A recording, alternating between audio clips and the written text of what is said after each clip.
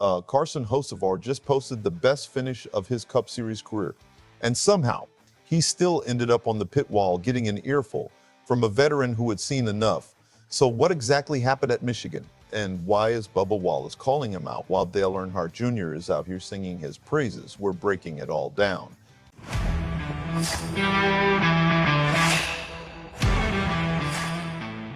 But first, real quick, if you're a true NASCAR fan like me, go ahead and drop a like and subscribe to the channel.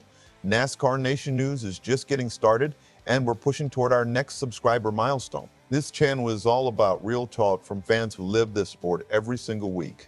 All right, let's get into it. Michigan International Speedway, Carson Hocevar's home state, and on Sunday, he delivered the best Cup Series finish of his career with a fifth-place run. On paper, that sounds like a feel-good story. A hometown driver, a career-best finish, a huge day. But here's the thing. The road to that fifth-place finish wasn't exactly clean. At first, nobody saw it coming. Then lap 83 happened. On a restart, Hocevar tried to force his number 77 Chevrolet into a three-wide opening heading into turn one. There was just one problem. The hole wasn't really there. Hocevar clipped the right rear bumper of John Hunter Nemechek's number 42 Toyota. Nemechek spun across the track, and that's when everything changed. What happened next surprised everyone. 9 cars got caught up in the wreck. Bubba Wallace, Ty Gibbs, Denny Hamlin, all collected. Tyler Reddick and Austin Dillon. Their days ended right there. 9 cars, one move, one restart. And as NASCAR fans know, when something like that happens, the veterans usually have something to say. So Bubba Wallace went looking for Hocevar. He walked him over to the pit wall at Michigan and made it very clear how he felt about the situation. And later, when Wallace talked about it on Door Bumper Clear, he didn't hold anything back. Wallace compared Hocevar to Daniel Suarez. He said, Suarez is going to race you hard. He's going to put you in difficult spots. But according to Wallace, Hocevar is different. Wallace said Hocevar will put his car into a hole that isn't there and either almost wreck you or wreck you.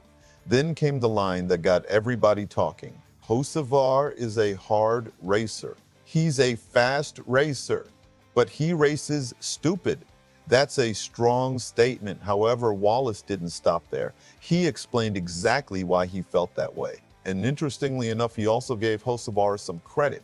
Wallace acknowledged that Hocevar is one of the fastest drivers in the field. He said the speed is natural, it's talent, and he respects that.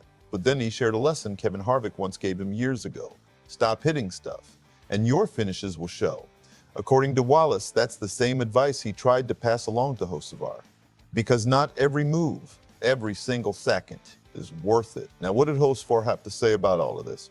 To his credit, he owned the mistake. He said he never intended to trigger the wreck. He wasn't trying to wreck anybody. And he admitted that next time he'll know what to do a little differently. That's an important detail because it shows some self-awareness from a young driver who's still learning where the line is. And surprisingly, the pit wall conversation didn't end badly. Wallace said the discussion wrapped up with a few nods, a couple of smiles, and Hocevar even patted him on the shoulder to ease the tension. So while the message was definitely delivered, it never turned into a full-blown confrontation.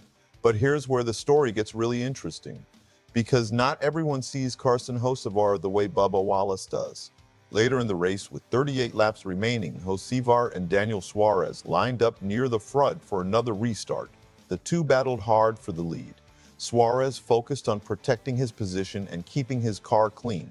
Hocevar pushed aggressively, trying to clear him, and then something unexpected happened. While those two were battling each other, Denny Hamlin got the perfect opportunity. He drafted right past both of them. And just like that, Hamlin took the win. Suarez finished 6th, Hocevar finished 5th. But while fans were debating the racing, Dale Earnhardt Jr. was watching the entire thing unfold, and his opinion couldn't have been more different. Dale Jr. openly acknowledged that Hocevar started the Michigan wreck. He wasn't denying that, not at all, but he also made something else very clear. He doesn't really want Hocevar to change. As both a fan and a broadcaster, Dale Jr. said Hocevar made the race unique. In fact, he admitted he kind of likes the drama that Hocevar brings. His argument? Drivers willing to force the issue make races more entertaining, even when it leads to mistakes. And if you follow Dale Jr.'s comments this season, none of this should sound surprising, because earlier this year he compared Hocevar's approach to Dale Earnhardt Sr. His point was simple: NASCAR needs drivers who stand out, not drivers who become invisible. And that leaves us with two completely different viewpoints. On one side, you have Bubba Wallace, a driver who has now been on the receiving end of Hocevar's aggressive moves multiple times, a driver who believes the racing is becoming reckless. And on the other side, you have Dale Earnhardt Jr., a NASCAR icon who believes personalities like Hocevar are exactly what the sport needs. And honestly, that's what makes this story so fascinating, because both sides make compelling points. The speed is undeniable, the talent is obvious, but so are the mistakes. So where do you stand? Is Bubba Wallace right? Does Hocevar need to clean it up before he burns more bridges inside the garage? Or is Dale Jr. onto something? Is this the kind of raw, aggressive energy NASCAR has been missing? Let me know down in the comments. I genuinely want to hear what you think. And if you got something out of this video, make sure to hit that like button. It really helps the channel grow. Subscribe to NASCAR Nation News so you never miss a breakdown like this one.